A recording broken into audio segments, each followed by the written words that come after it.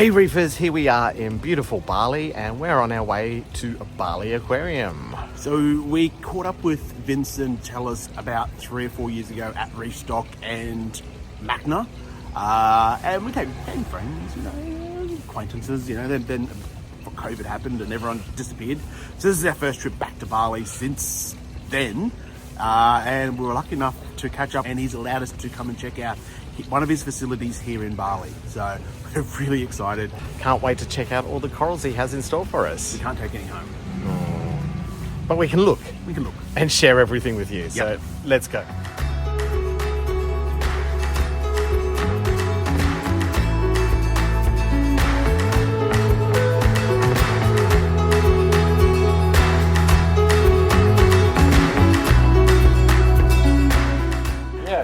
So Bali Aquarium originally was aquatic plants, freshwater aquatic plants company. That's why it was created, I think, in 1998. The owner of that company used to be the director of the fisheries department for that area in the 90s.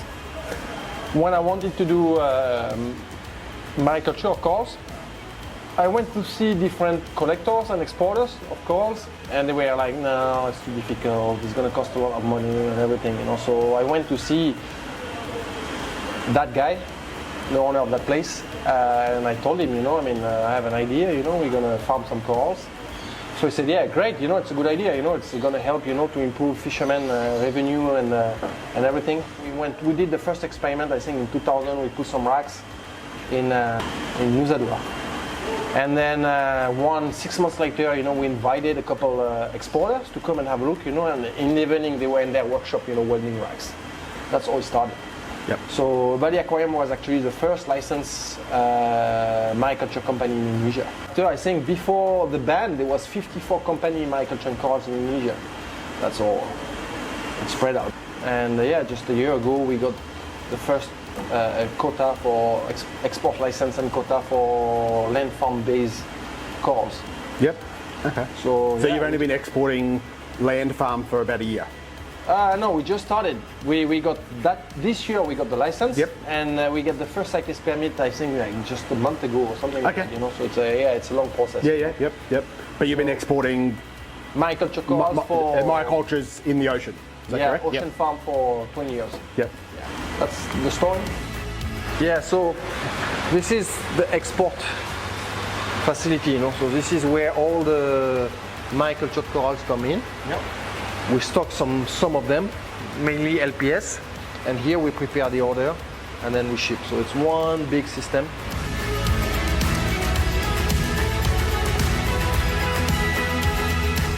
So we are 100% mariculture. So there is no wild coral here. We don't have collection permits. We just have culture permit. So all our system run the Triton method.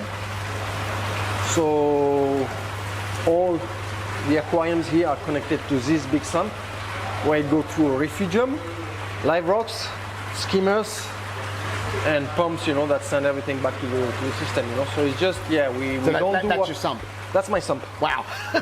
That's cool. That's my sump.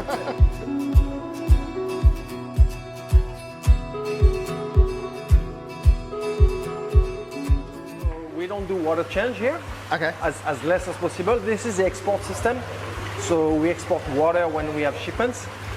That's the only water change we do. So we try and then you just top it up as you... Yeah, because especially with El Niño and all those events, we get a lot of water. The water in the south of Bali, because there is a lot of hotels and urbanization, so the water quality is very bad. So getting good seawater is actually getting harder and harder and harder and more expensive. So we decided, okay, just go closed system, and then we have iodine, manganese, zinc on dosing pumps. Yep. And just the other one, depending on the ICP result, Yep. Yeah, we do ICP, every month. Yep. We send to camps, to Triton Lab in camps. Pretty simple, pretty very basic aquarium techniques. Yep. Simple and efficient. That's what is popular right now. The rainbow gonios.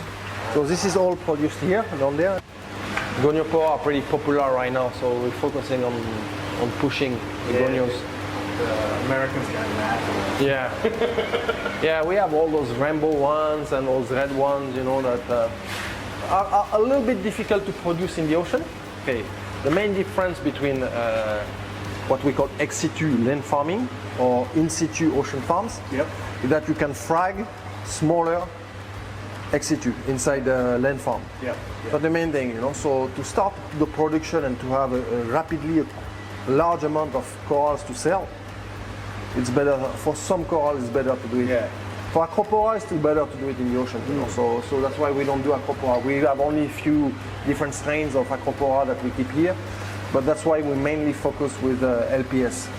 Because the only way. Smaller frags and they're easier to grow. Yeah. If you do microfragmentation in the ocean, they don't compete well with algae and sponge and fish, etc., etc. So you lose a lot. To predation. So that's the main drawback. You know, once they reach a certain size, so basically, if you plant like Goniopora in the ocean, we're gonna frag them, you know, to like 3-4 centimeter thing, and then they're safe. While here we can frag them, you know, 1 centimeter. So if you have only one piece of mother colony, you know, you're gonna split it in a couple or 3 pieces, you know, maximum in the ocean, while you're gonna do 20. In here, you know. And also the market has changed. People now are ready to buy a smaller piece than they used to a few years ago. So they were not ready, you know, 5 years ago, you know, to buy these kind of things. You know, but now they're ready, man. Your shipping prices coming down? Like, are they getting a bit better? Yeah, we're shipping. I mean, we're selling, you know, cheaper than we used to do 3 years ago. That's when it all went. Crazy, we had a good year, you know, but I mean, we stayed closed, you know, for 2 years, you know, so we didn't have any income for 2 years. Then we had a very good year, and then since then, you know, we have to slowly reduce our price. So it's not good for the industry, you know, I think.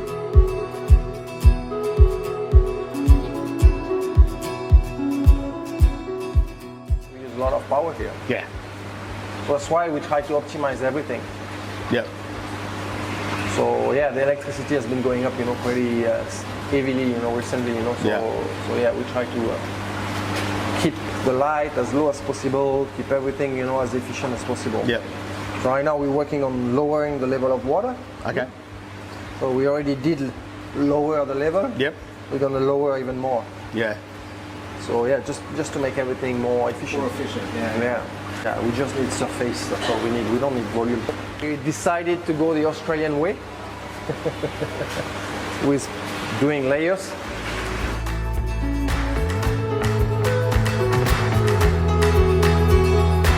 Yeah, that's going to be one of our main product, Blastomussa, you know, that's why we have this full tank.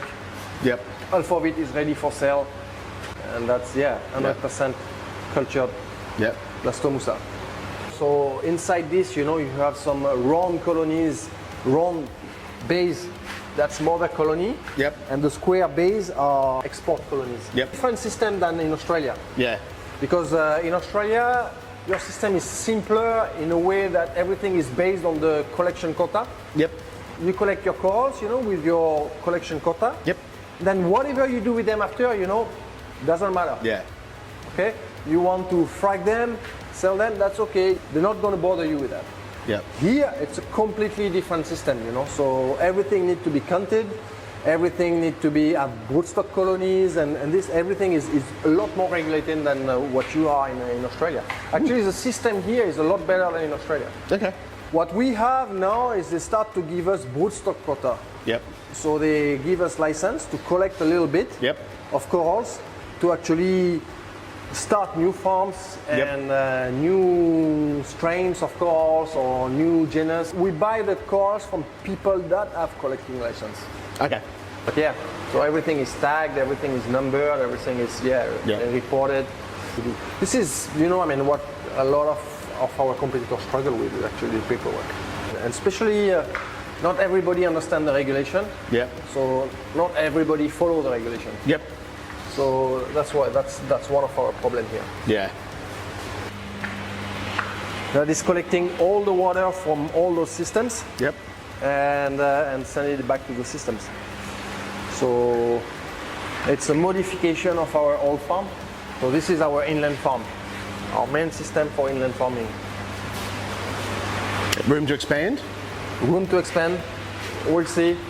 We have to make the big sump first. Slowly, you know, we have to finish. We're gonna add layers also on this one. It's gonna be 3 layers. Oh, yep. That's the next step. Then increase the size of the sump so it can accommodate everything.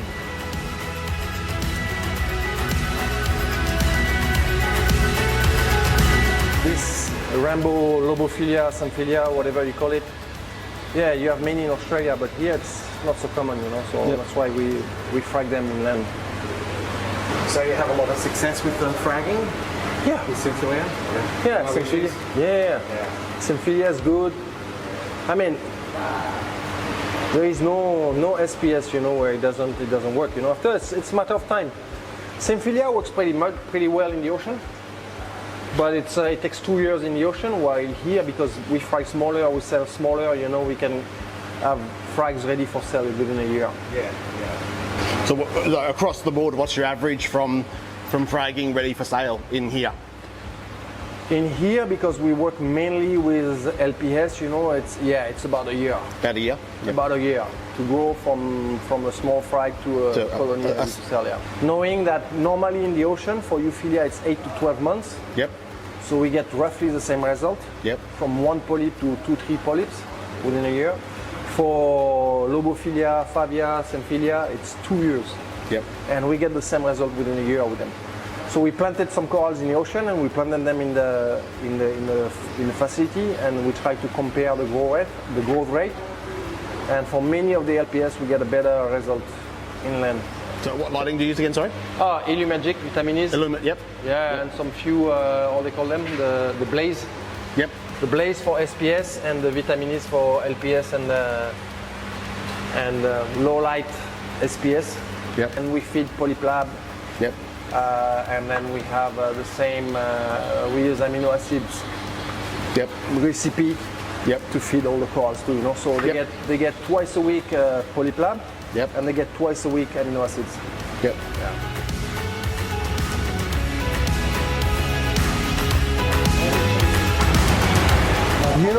You know, from all the corals here, you know, Chalice is the one that we struggle the most with. There is nothing we can do. They just don't grow fast enough. It's easier to grow Symphilia or Goniopoa than it is to grow Chalice. We haven't found, you know, the key. You can grow 1 frag of Goniopoa within a year. It takes 2 years to grow those bloody Echinophilia, you know. They grow so slow. And if you try to light them more, you know, you just burn them.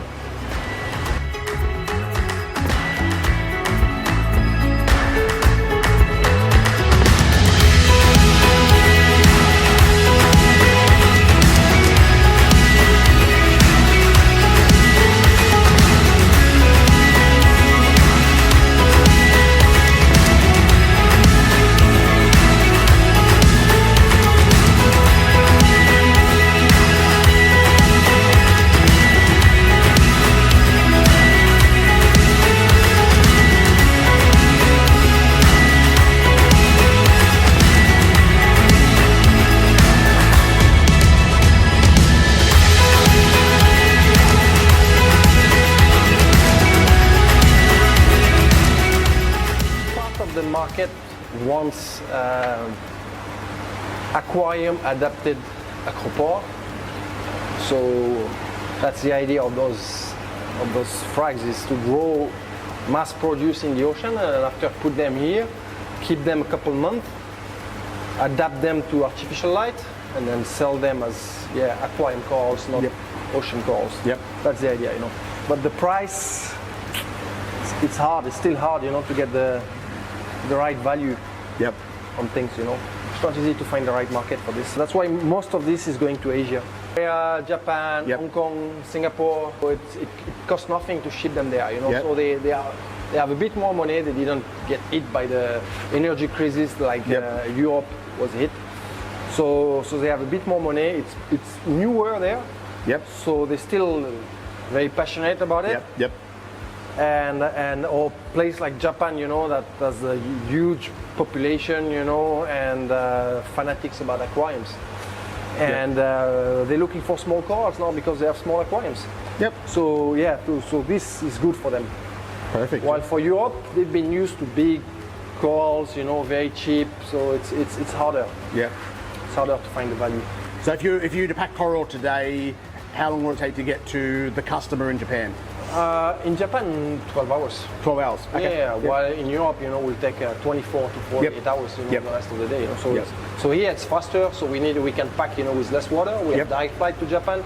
So we pack with less water, and the freight is much cheaper. Yep. And if you were to ship to the US, what, 24 hours, 48 hours? A bit more, like if we ship to LA, 24 hours. If we ship to the east coast of the States, that will be 36 hours.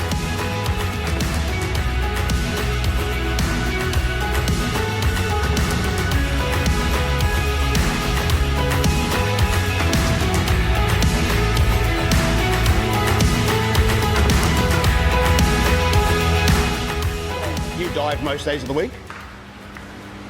Oh, me, I'm happy, you know, when I have the dry day at the moment. I count my dry day. I don't count my diving day anymore. Yeah, okay. I count my dry day. Yep. So yeah, I spend a lot of time in the water. Yep. That's my happy place. Yep. Excellent. That's my happy place. For 20 years, you know, I had my head in the tunnel. I couldn't explore too much. Yep. I was here developing the ocean farms and running the business and everything. But now I have the opportunity, you know, to focus myself on ocean gardener and just explore and work with people that want to help to restore the environment, restore reefs, protect the ocean, conservationists. So I have opportunity to travel everywhere in Indonesia and just do what I enjoy, you know, I mean, just look at corals. Yep. And try to understand, you know, how they work, how they grow, how they survive, what kind of food they feed on, what kind of light they need, all this. Yep. And and there are a lot of reefs that nobody go diving for, and I try also to change the diving industry now, you know, because they see coral as just a background, you know. They cannot put names on it, they cannot do anything with it. And I try to change the perception of divers so they have a perception a little bit like aquarists, so they understand, you know, why this reef is special, is different than the other ones. It's all about education. Try to educate people about corals and reefs so they can protect them. And that's the main point of Ocean Gardener? Yeah, that's the main point of Ocean Gardener. Yep. It's all about education, you know. So I cannot restore all the reef, you know, but if I educate, you know, 100 people, you know, that after spread out and spread the word, and start working on their own on different places over the world and protect 100 reefs. Yep. There is just so many of them that need to be protected, you know. So the idea is just sitting. Yep. Educating getting people, the word out you know, there. and seeding some ideas to other brains, you know, and hopefully, you know, that's going to create movement. Yep. That's the idea. Yep. Nice. Yeah.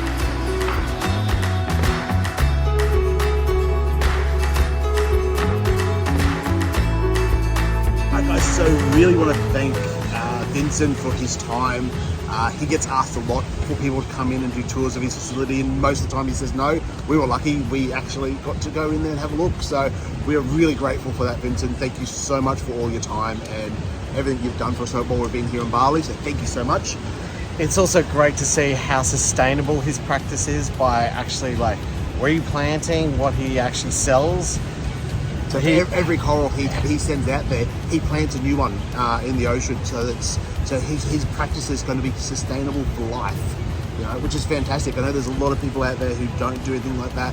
They just rip from the reefs and hope for the best. Like eventually there will be nothing left in the reefs. So the way people like Vincent are doing and the way Vincent's trying to educate people is just fantastic. Yeah, we could be part of that. I'd love to be. Yeah. But anyway, I hope you've enjoyed today's video. If you have, like, comment and subscribe. Like, comment and subscribe. And as always, be excellent to each other and keep it salty, everyone. Bye for now. See you guys.